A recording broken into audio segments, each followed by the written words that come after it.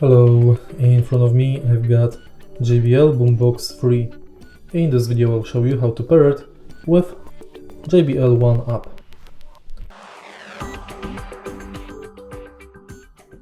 In the beginning, make sure that your speaker is turned on and connected with your smartphone. Now on your smartphone enter JBL One app.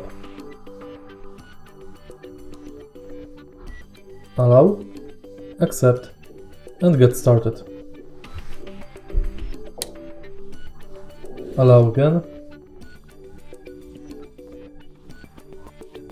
And now select your JBL Boombox 3. Download. And now enter JBL Portable app.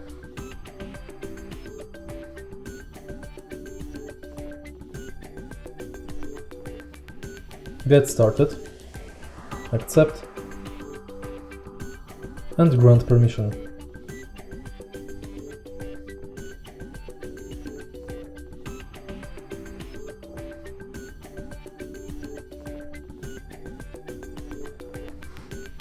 And your speaker is connected to the JBL Portable app. If you find this video helpful, please leave like, comment and subscribe.